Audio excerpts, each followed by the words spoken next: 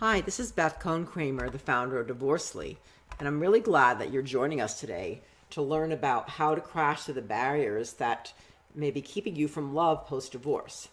As a divorcee and also as a journalist who's written about divorce, I've interviewed so many experts and spoken to so many women who are at different stages of divorce. Lots of women who are divorced have expressed worry that they're going to spend the rest of their lives alone, especially women who are contemplating divorce. A lot of times women may be impeded to pursue divorce if they're unhappy because they would rather be in an unhappy situation than fear being alone. Some say they want nothing to do with dating or men, while others frantically date in search of the one, and they can either end up in relationships that mirror the one they left if it's too soon, or bouncing from one short-term fling to the next. Whether you believe you want to try again or you want to avoid the risk of getting hurt, you may be placing obstacles that prevent you from the possibility.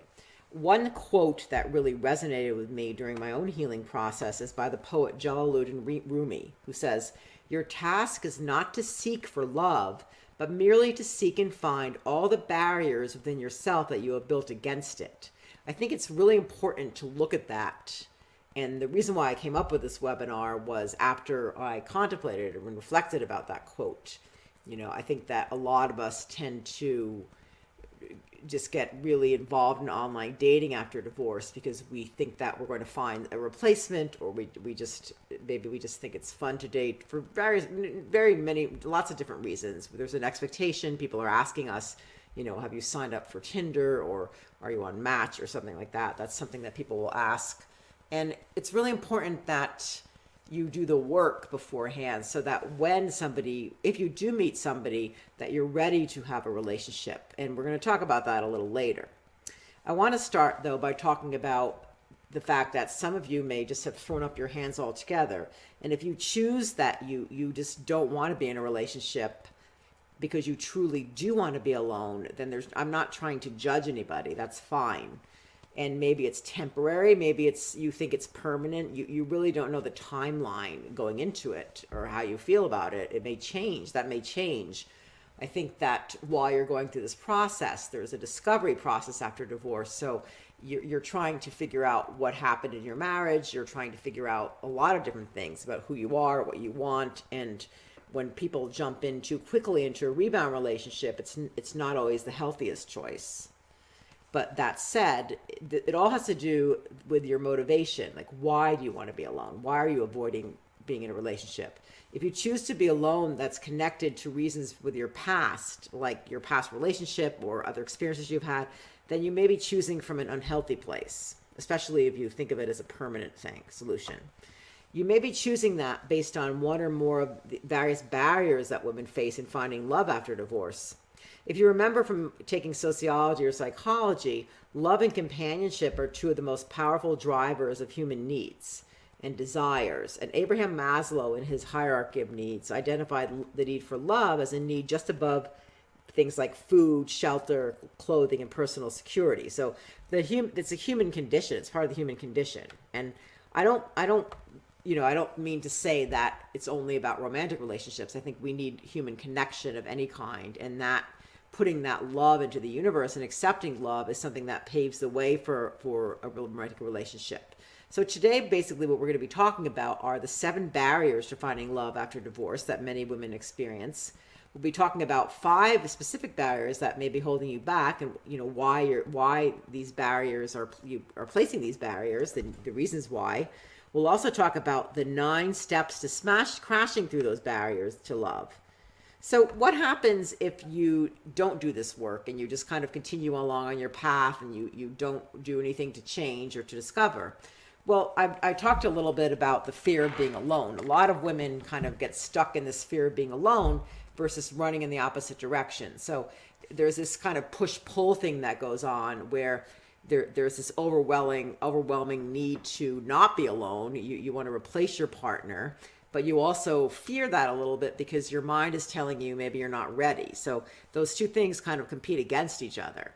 you may be stuck in the past. So you, in that case, you're rehashing your marriage or regret. When you're not moving on and you're kind of placing these obstacles in front of yourself from moving on, then there's a tendency to kind of live in the past. We're not living in the present, and we're not really thinking about the future, but we're kind of stuck in the past.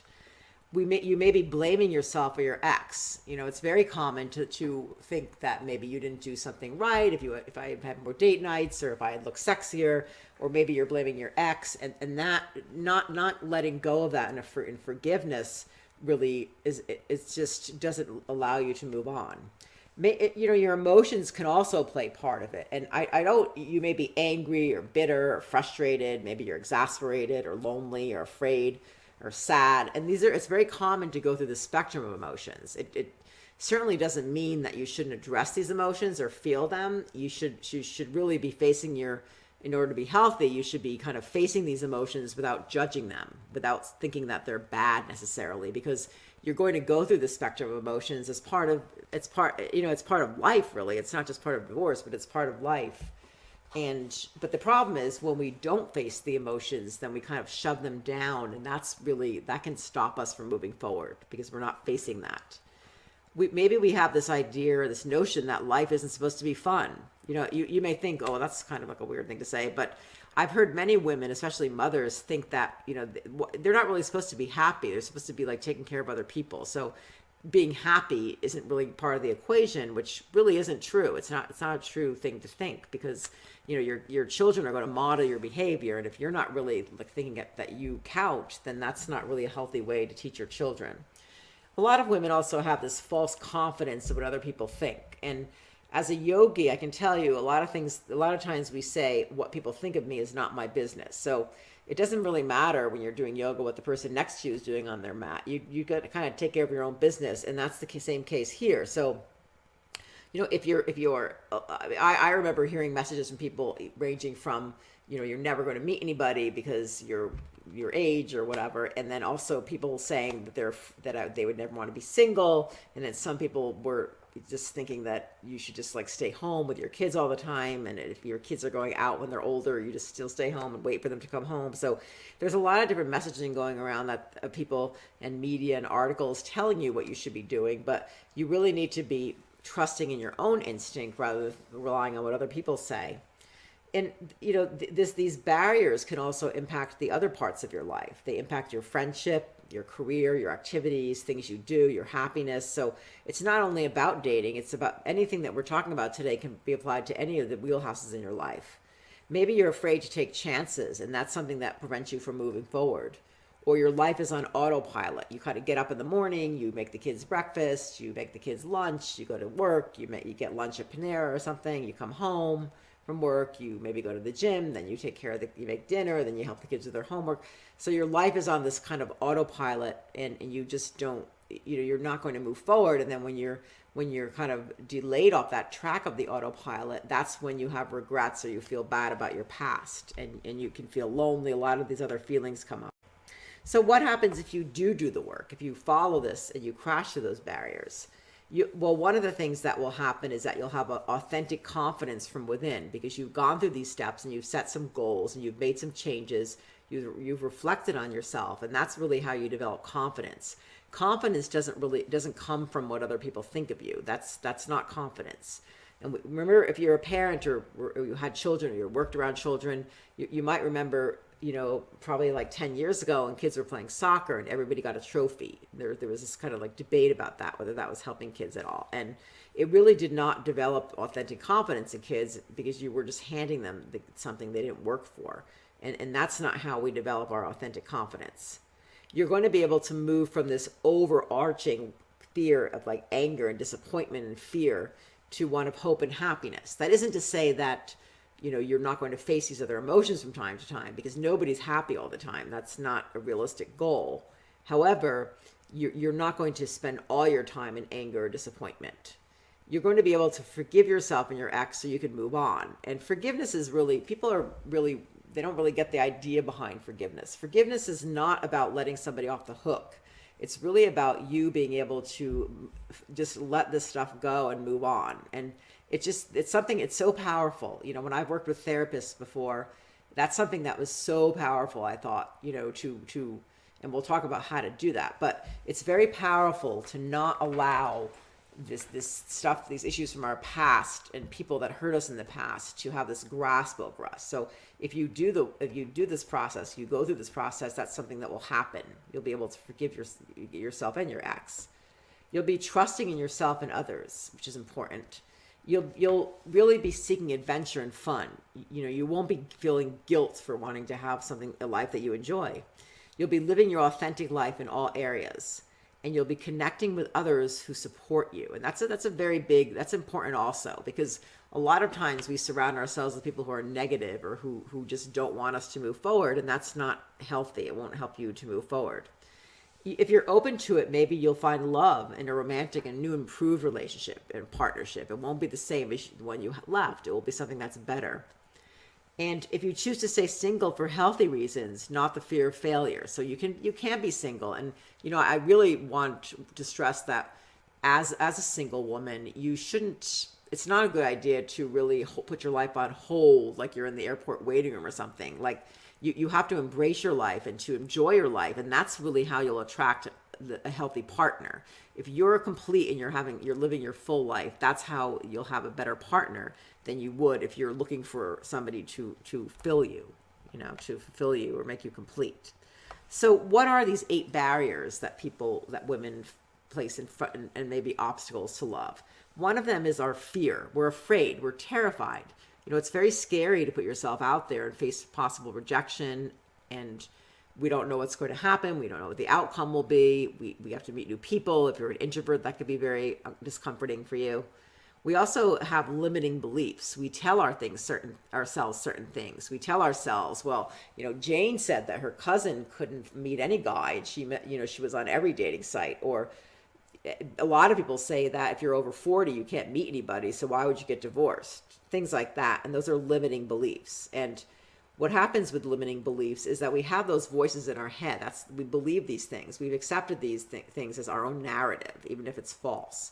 And then when we have outside people kind of parroting that or saying that to us, it magnifies those voices in our head. So now it's not just you saying this, but it's like a whole chorus singing it. So that's something that really can stop you, and it's a huge obstacle.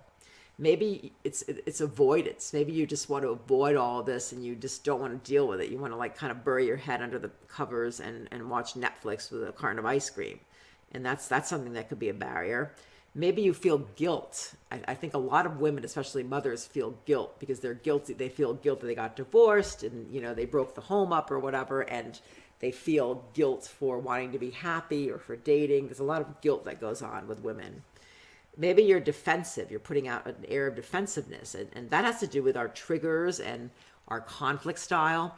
If you've been in a very high conflict relationship with your ex-husband, you're kind of used to these triggers so that you respond automatically. It's kind of like you go into this autopilot or like a survival mode. And what happens is you automatically jump to something. And that way, if somebody that you're meeting, triggers you, or they say something that triggers you and brings you back to that place, literally brings you back to that place, it's going to cause you to act defensive, and that's not going to attract people. Maybe you're just consumed with ghosts from the past. It could be, I've met women who just would say, I really wish that my ex-husband would get back together with me, or maybe he'll leave his girlfriend, and they sort of harbor this hope that their ex-husband's going to come back. It could also be, some other relationship. I've also met women who have said, I wish that my boyfriend from high school would come back to me. You don't, it could be anybody that's kind of keeping you from moving forward because you're attached to the outcome, this possible outcome that you might get with somebody from the past.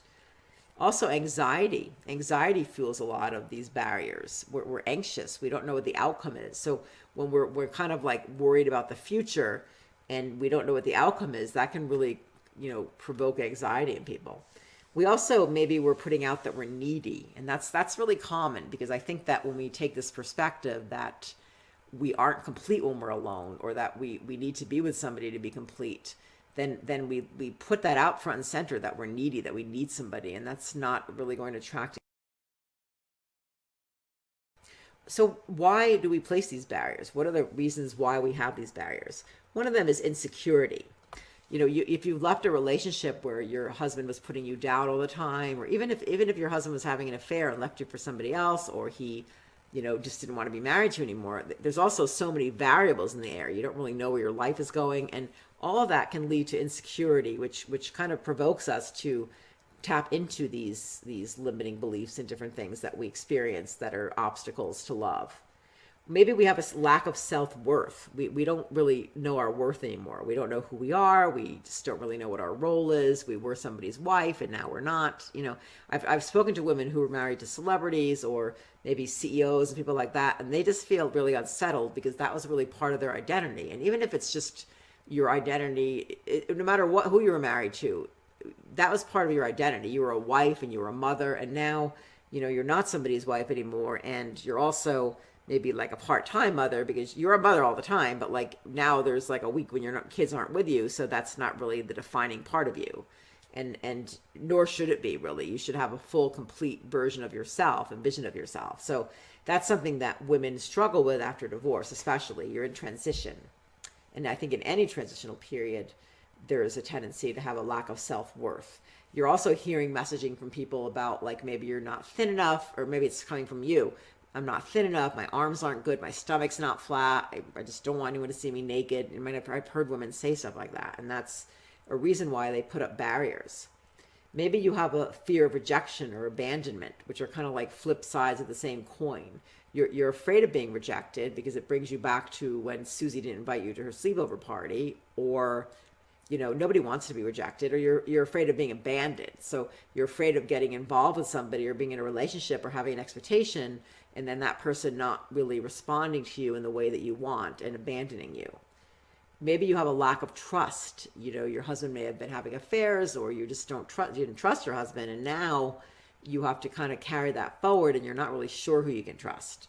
And you also have outside influences, like I talked about just now. We might read articles, we see people on television, we hear our friends talk, and they talk about their cousins or their friends, and we have a lot of messaging that's going on that's telling women that, you're not going to find somebody. It's really hard to find somebody, and maybe it's virtually impossible for you to find somebody. That's the messaging that we're hearing, and then if we have, we can allow that to kind of like tap into how we feel about this, and then we go definitely tap into those limitations that are stopping us from moving into or finding a relationship. So now that we've talked about what happens if you don't do the work, or if you do the work, how that looks differently, and we also talked about what the barriers are, some barriers, and why women place those barriers, what do you do about this? So we're going to talk about 9 steps that you can use, and tips, tools that you can use to crash through those barriers, because without doing the work and crashing through those barriers, you won't be able to be in a relationship. A relationship will happen when you're ready. And it's also about timing. Before I go into these 9 steps, it's about timing. So, you have to really be ready when the opportunity hits. And that's a big part of timing, whether you're talking about dating or anything else. So the first step to crashing through those barriers is changing the paradigm. You're whole already. So if you remember the movie Jerry Maguire, Tom Cruise says, "You complete me." And we have this concept, it's from actually Greek mythology, that each one of us, a man or a woman, is kind of like a half, and then we wander the world to kind of get together so that we become a whole. Or in Judaism, it's called beshert. We feel like we're not really a whole person. We're waiting for this other person to come in and either save us or protect us or complete us. And when we have that in front of us, we really just place a lot of obstacles, because it's like this weird feeling that we have to find somebody, but we're also afraid. So it's like this push-pull thing. And second step is to get rid of past regrets, because when we live in the past, we really don't have enough space in our heart for the present or the future. We're consumed with the past. So two tasks that I did when I was on yoga retreats. One is to just write out a paper. Write down about your ex-husband, anybody that you feel like you have a grievance with. Write down that name and what they did, and then just crumble it up or burn it. Make it a little ball, just throw it away. Because it's not, like I said before about forgiveness, it's not about letting that person off the hook or just letting them run willy-nilly around you. It's more about you getting that out of your own head, so that that's not what's consuming you. You can also write a letter, which is also, it's very powerful. You can, even if the person's not here anymore, you can write a letter forgiving that person and just throw it away also, or save it, or whatever you want to do with it. And the third step is to evict former partners, including your ex, from your headspace. We have a tendency to kind of let these people live in our heads, and how they acted towards us and what they said to us, the words they use, that it can stay in your head. If somebody hurts your feelings, how many times do you replay it in your head? I know that I do. If somebody hurt my feelings, I constantly have it on this auto loop thing that just goes over and over and over until I can kind of like make my mind quiet. So if you're letting these people inside your head, you're giving them an awful lot of power. And I think about that sometimes, because when I hold on to a grudge or anger, or how I feel because of the way someone treated me, I feel like I'm giving them a lot of power over me still. I'm not letting it go. So I'm still having that person in my life. If it's your ex-husband, you're divorced now, but he's still in your head. So you're not away from him. He's still doing that stuff. So you have to really get rid of those negative influences for you. We talked about forgiveness, which is really important to crashing through the barriers. You need to forgive yourself, first of all, and then you need to forgive anybody who has a grievance against you, because that will stop you, or you have a grievance with, it will stop you from moving forward. The next step is to squash negative self-talk. We spend a lot of time with kind of like false modesty, or with telling ourselves that we aren't good enough, or we're not young enough, we're not thin enough, we're not pretty enough, whatever our thing is. But I hear a lot of women doing that. I also hear a lot of women, if somebody compliments them, they sort of do this backhanded, denial. So they'll say, "Oh, Mary, I like your dress. Oh, this thing is so old, it's horrible. Jane, you look like you lost some weight. Oh, I didn't lose any weight. I need maybe a little, but I need to lose 50 pounds. Look how fat I am."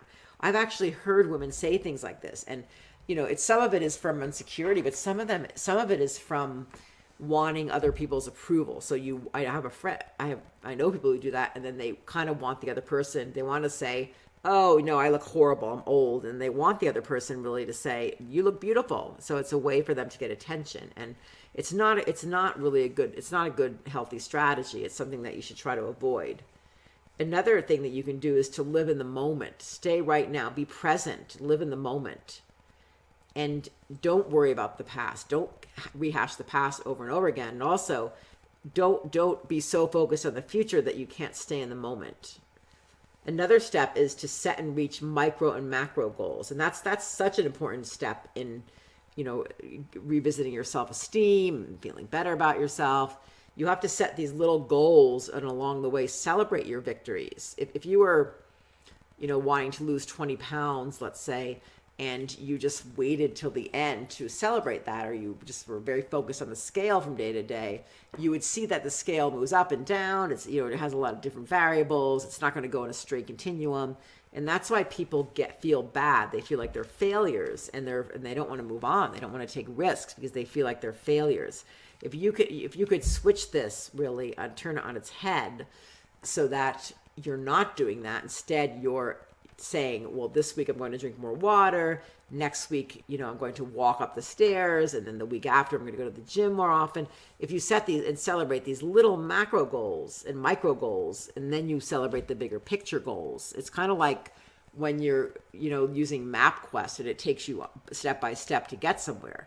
You don't just look at the end. You don't. You may say, well, if I want to go downtown, it will take me an hour right now. So you're conscious of that other piece. But you also celebrate the successes along the way. And if you were looking at a map, you would want to know ahead of time. I would want to know ahead of time that in 2 miles I need to turn left, or I need to go on the freeway. I don't like to be surprised the last minute. So it's better to break these goals just like that into parts. Another thing is exploring your interests and your passions and building your social network, rebuilding that, regrouping. A lot of times we tell women, and we read books, a common thing that we hear about that is, why don't you go learn how to, change your oil, or go to a sports bar? You can meet a lot of guys there. And I always thought I always questioned that, because let's say that you decide that right now you're going to go to a bar where guys are watching baseball, and you don't really like baseball. So now what happens? You meet somebody who likes baseball. He thinks you like baseball. You don't really care about baseball. So now you have to have this whole relationship based on some falsehood that you like baseball. It's really not, doesn't really make any sense, because we tell ourselves, when I got married, I told myself that I really didn't need to have anything in common with my husband because I could do everything by myself, or I could find friends to do it with. And that's really not, why be in a relationship if you're going to do that? You want to be with somebody who you connect with. And if that doesn't mean that every single thing that you like you have to do together, but you should have at least a few things that you enjoy doing together, or there's really no point to being in a relationship, other than not wanting to be alone. So you should explore interests and passions, so that it's not really only for the sense of you meeting somebody who shares those interests and passions, but it's also so that it helps you feel better about yourself and to know more about yourself. So let's say you decided that you always wanted to, you painted when you were younger, you loved that. That was something that gave you joy. Now, if you do it as an adult, it brings you back to that really inner joy, and you'll feel better about yourself. It'll increase your self-confidence. You'll have other interests. If you're just staying home and doing nothing, you're not going to be very interesting to somebody else. People will not find you attractive. And if they do find you attractive, it's to prey on you in a predatory way, because they think, well, you're not really doing much, so you probably feel bad about yourself. So I'm just going to get in your head and mess around with it. And the people do that, really. Another thing that you're working on then is to build your social network.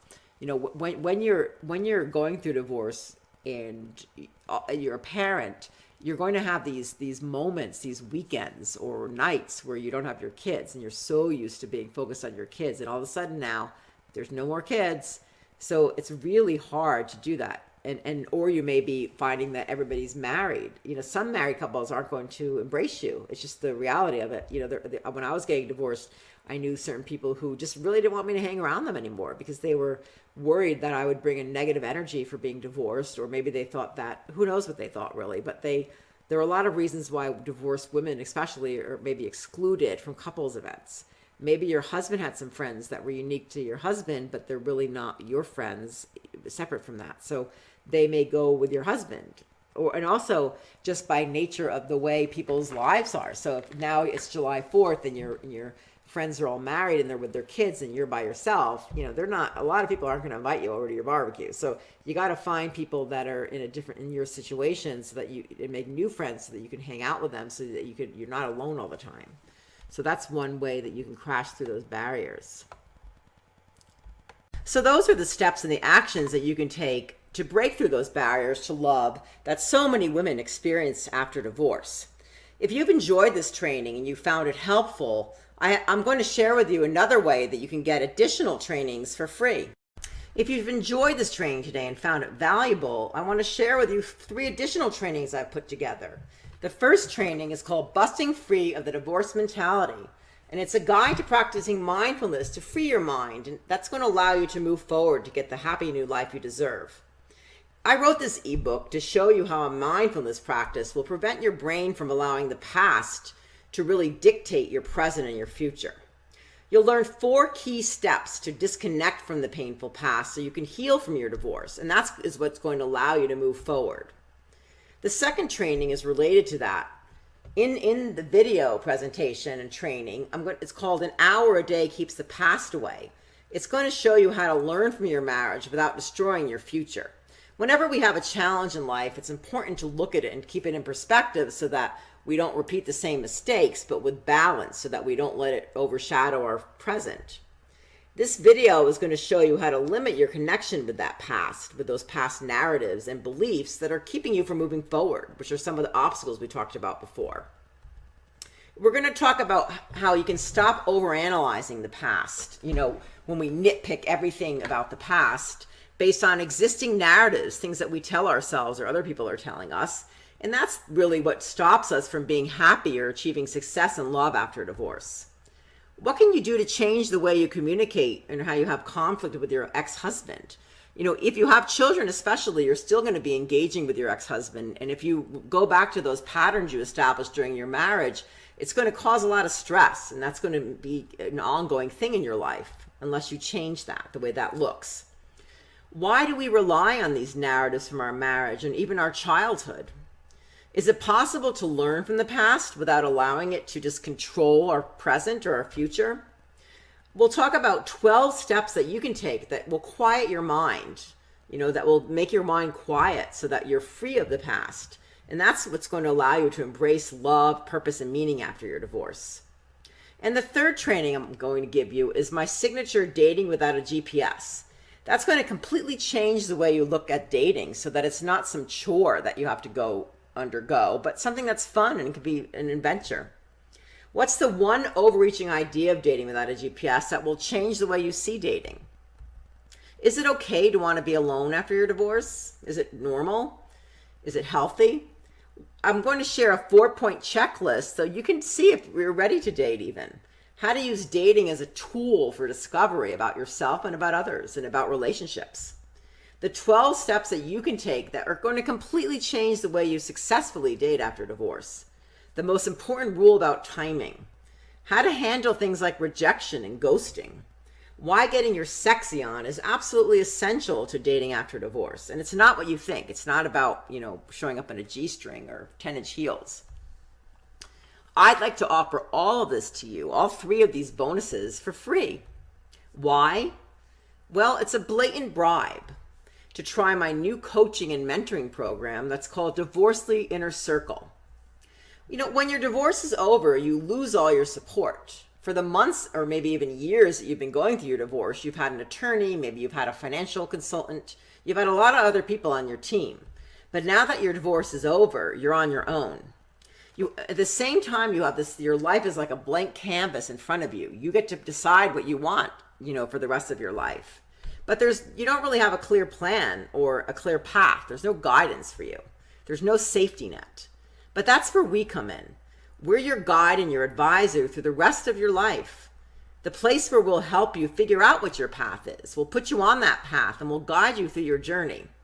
We're going to assist you with all aspects of accomplishing this journey and your goals, as well as any unique situations that come up in the life of a divorcee. We've got your back, your front, and your sides. What we're going to do is we're going to take away those fears and the worries and anxieties you may have about starting over, and we'll replace them with purpose, with passion, with clarity. There are 4 sections of Divorce.ly Inner Circle. We are going to have live calls, a newsletter, your Hero's Journey report, and access to our private Facebook group. Let's talk about the live calls. Twice a month, we're going to have live calls that will be recorded in case you can't make it. But you'll have a chance to ask questions with me and with other experts that I have on as guests. One of the areas we'll be talking about is financial, and we'll have a certified financial planner to answer questions for you.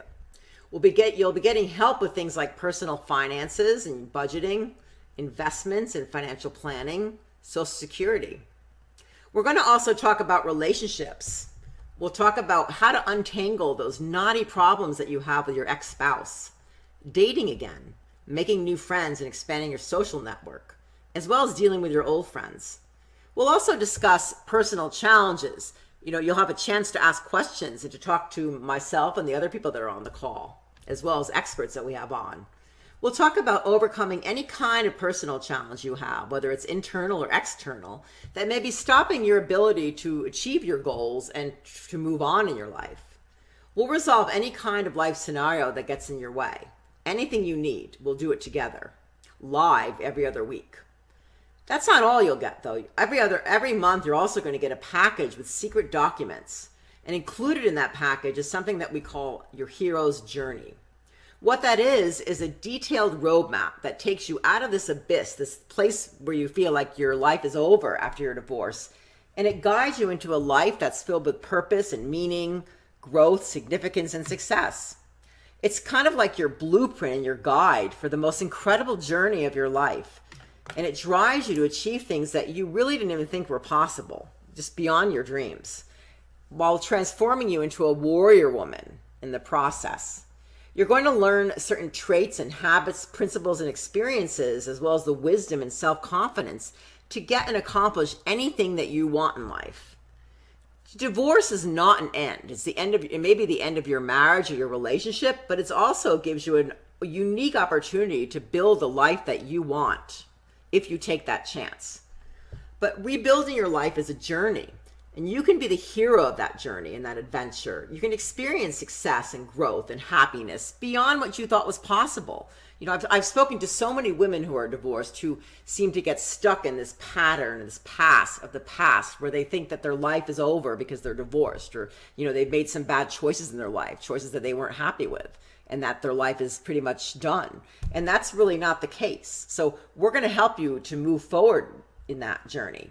In your hero's journey, we'll teach you the strategies you need, these skills, and we'll provide you with tools and blueprints in order to plan and execute and measure your progress as you move forward through this journey.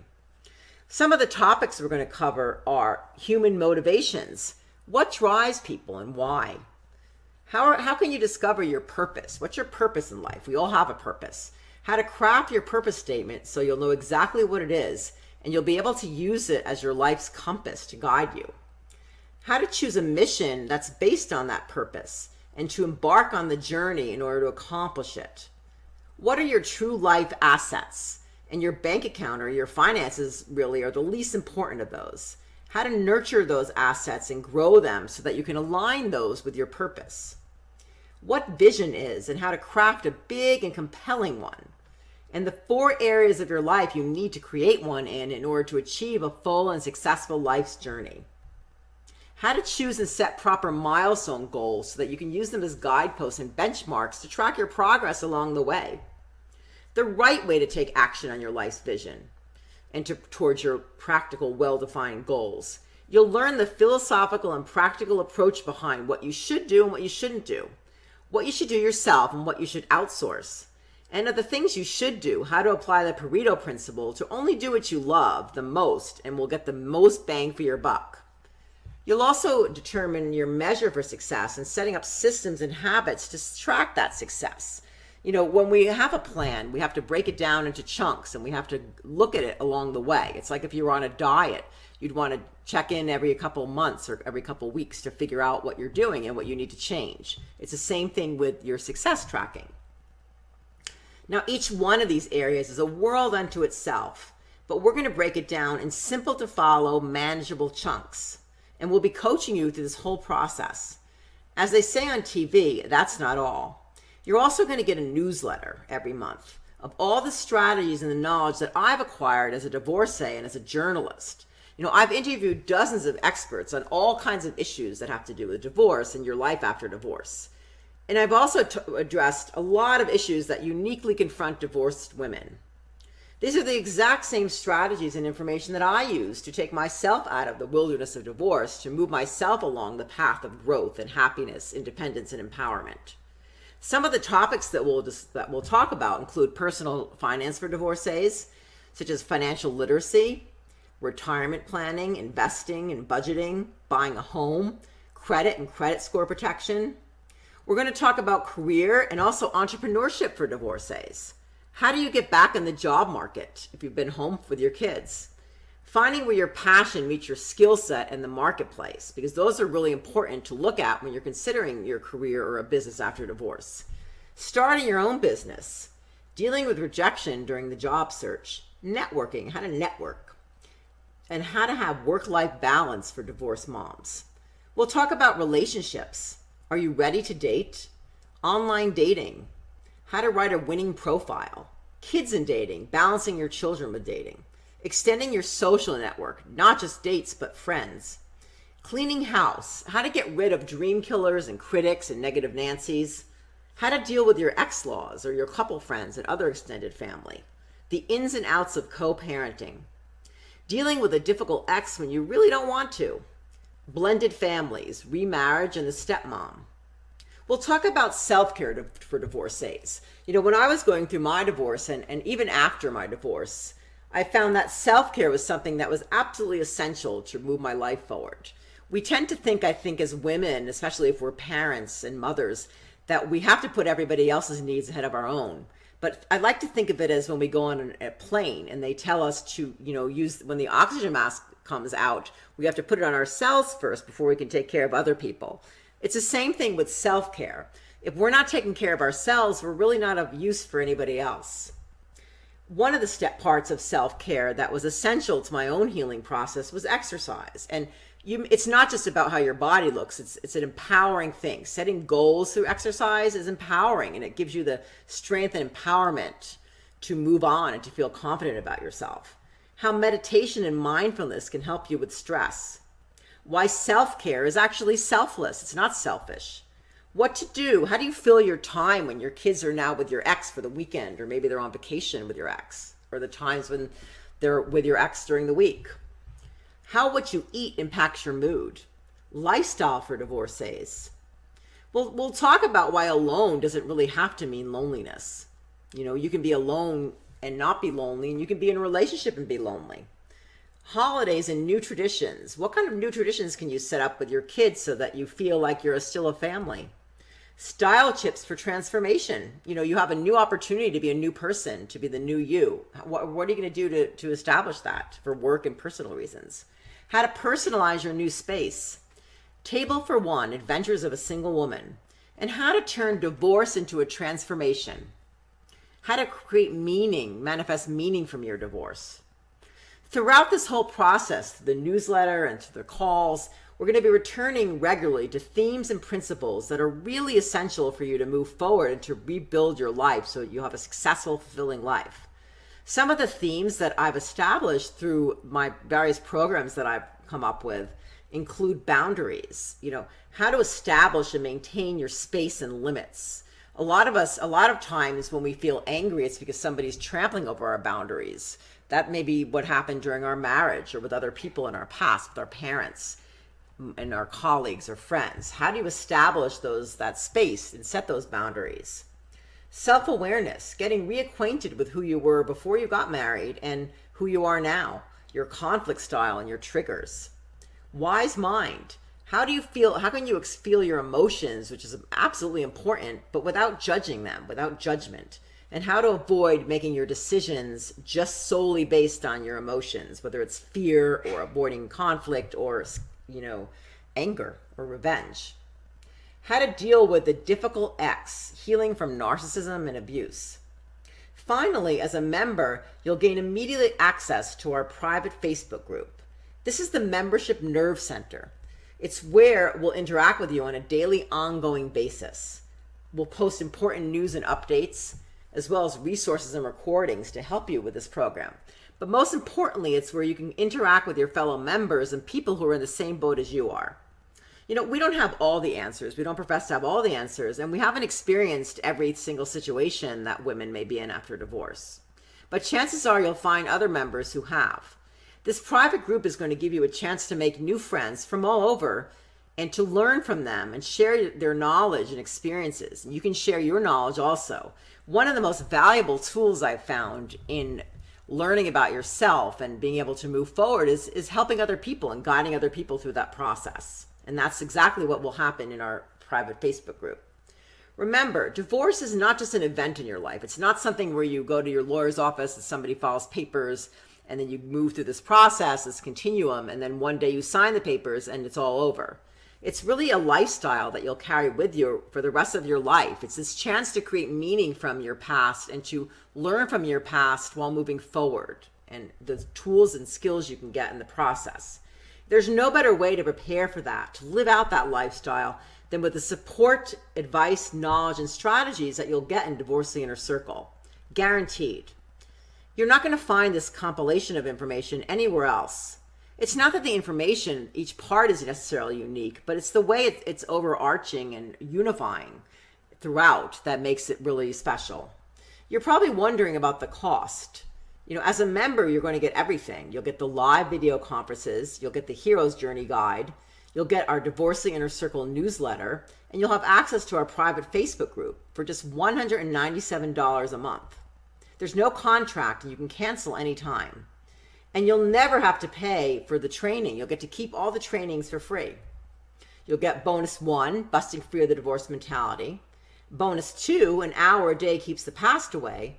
And bonus 3, Dating Without a GPS. All for free.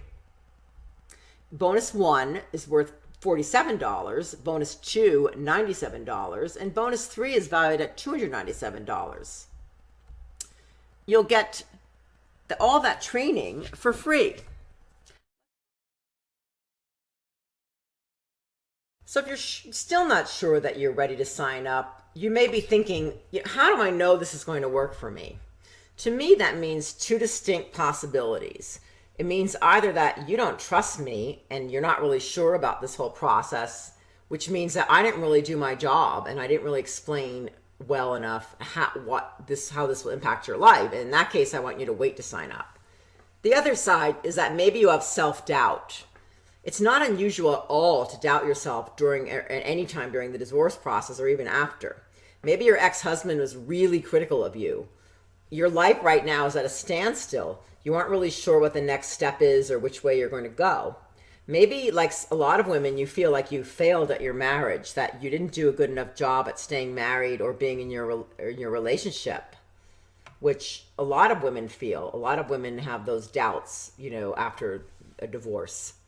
You're hearing messaging from your friends and family that may just magnify this self-doubt. Maybe they're telling you that you're never going to meet somebody else, or that you should have stayed married till your kids were older, and all those things that are like inside of you that just get blown up by these other people's perceptions. So why would you believe that you have the chops to follow through on Divorce.ly's inner circle? Well, I'm here to tell you that my job is to be your personal guide to crush through that self-doubt and to kick it to the curb. Your divorce is final now. So that means that you get to decide what the next step is. You can decide that you're going to hold on to the past and stay stuck in the past with your regrets and your disappointments or your anger and your self-doubts. Your tires get sort of stuck in this narrative, in the mud of this narrative, that you're a loser and a failure, that that no one's going to want you, that you're past your prime, that your life is over.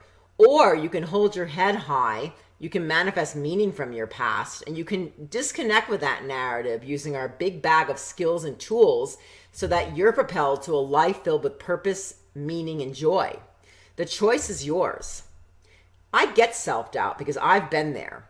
By the time I was interviewing divorce attorneys, I'd been target practice to appease my ex-husband's anxiety and self-doubting episodes for close to 15 years, which he freely admitted during our divorce process. I was exhausted from fight or flight, from constantly trying to defend myself and to survive, while he would just stay calm and cool and question my sanity, which is otherwise known as gaslighting. I was petrified of my ex-husband, so much so that my mood would completely shift when I would hear the garage door open every night. I listened to my mom. My mom would tell me, to make sure everything was perfect so he had nothing to complain about. But as you know, that's just futile. You just can't do that. It's not sustainable, and it causes a lot of anxiety in yourself. I try so hard to make everything perfect. If my babies cried, I'd throw them in the car and I'd drive around for a few hours, because even in the middle of the night, I didn't want to wake my ex-husband up because he'd get upset.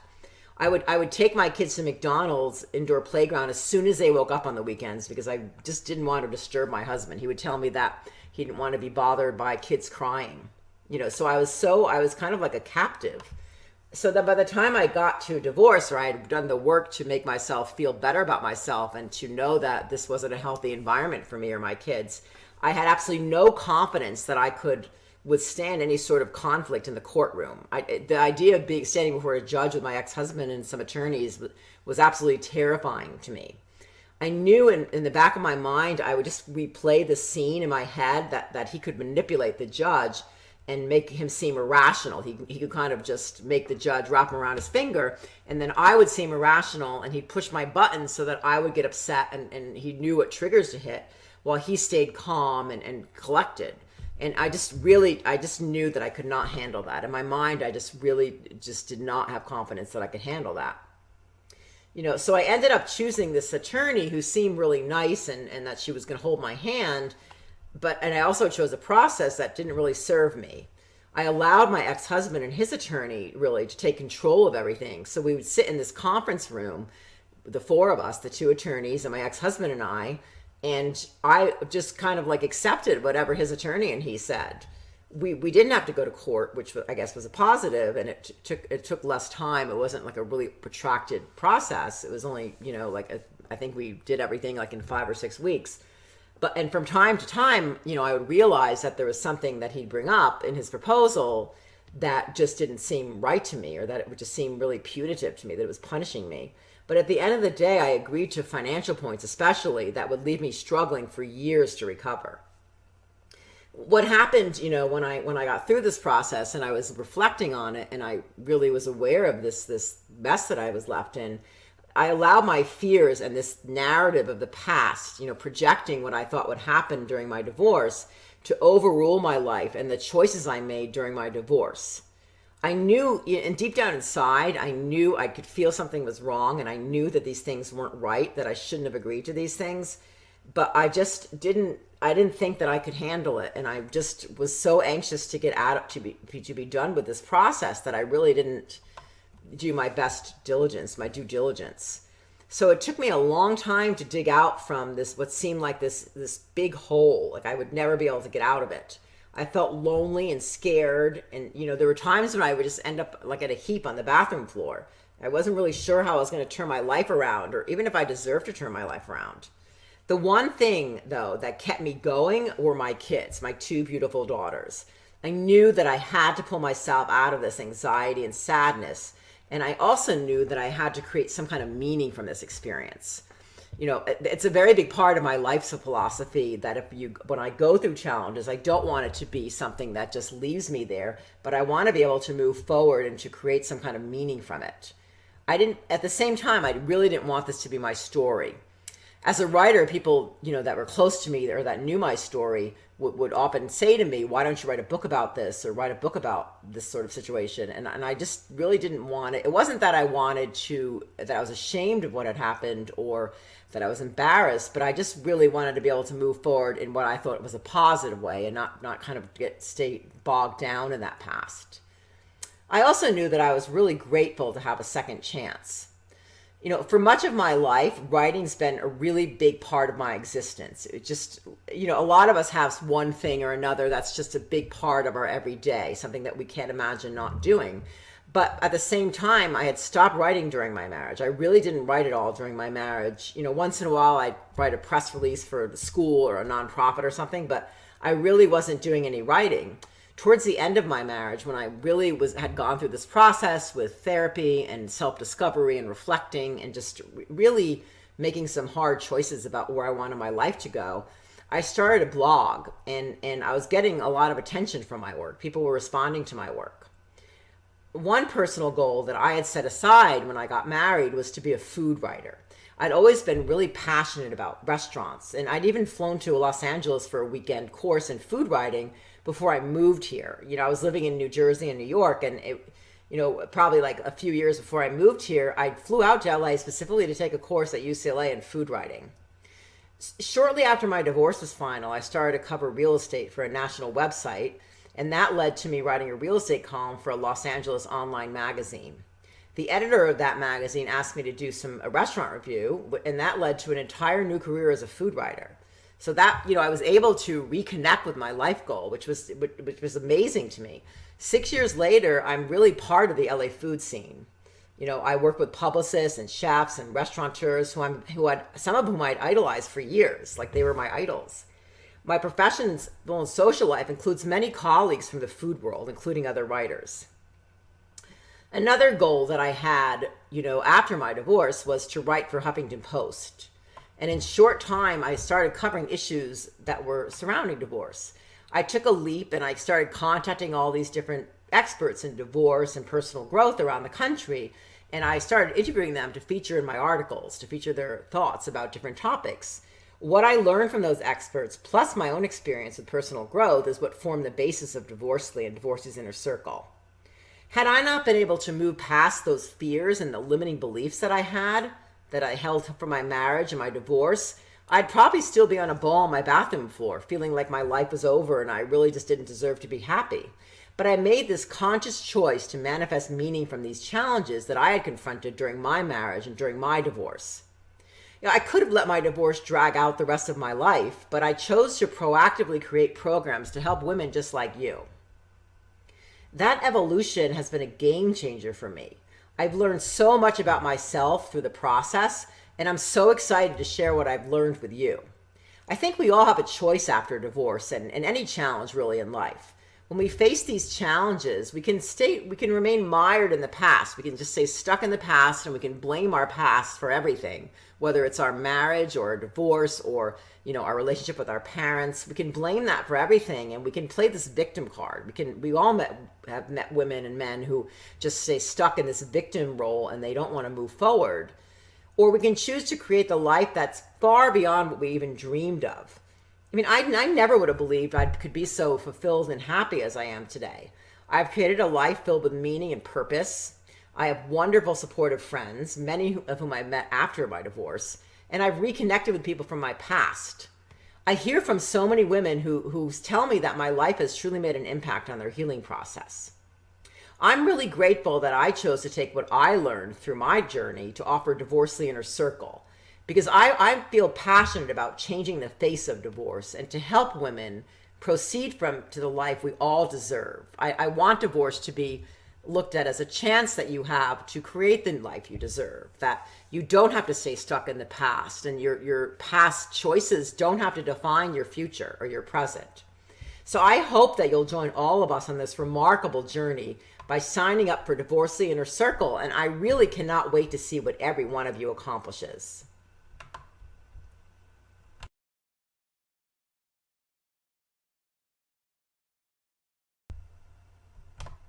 Now let's talk about membership dues.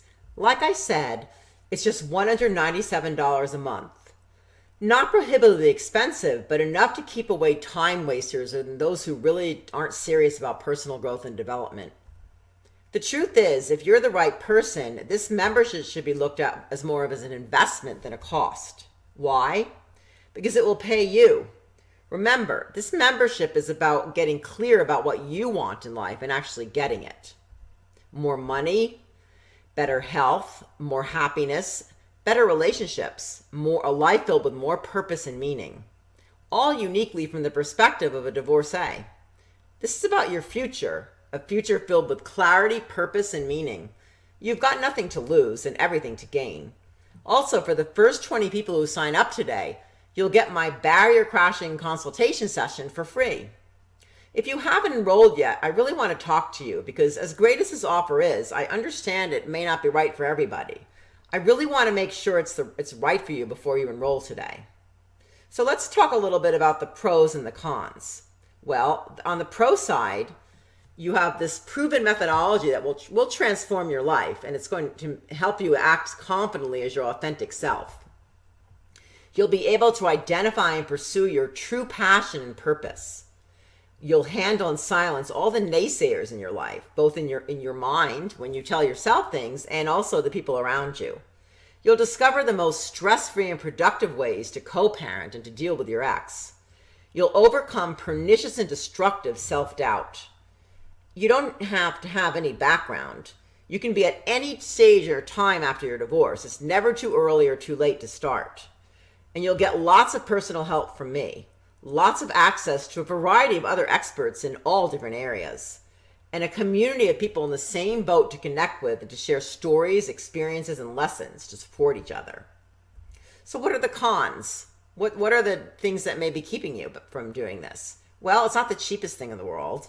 You have to spend some time. You have to commit some time to it. And what if it doesn't work for me? A number of people have told me that this is expensive, and you know what? It is. But it's still less than an hour working with a therapist and a life coach. It's lower than the going hourly rate for a divorce lawyer, 1 hour, and in some places it's way less. Let's divide it up. So $197, if you divide it up by every day in the month, 30 days in a month, is just $6.57 a day. I looked online to see what you could actually get for $6.57 a day, and these are some things that I came up with. You could get a medical receipt book of personalized receipt pads. You can get a lemon fruit fly trap.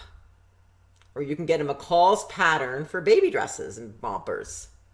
Let's fast forward 1 year from now. You've been keeping up with the newsletters, you've been doing the exercises, and you've been engaging with the community, participating in the live calls. What's more important? Looking back at yourself and you can hardly recognize who you were.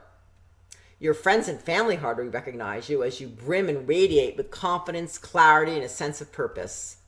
You're clear on what you want out of every aspect of your life, and you're deep in pursuit of it. How amazing would that feel?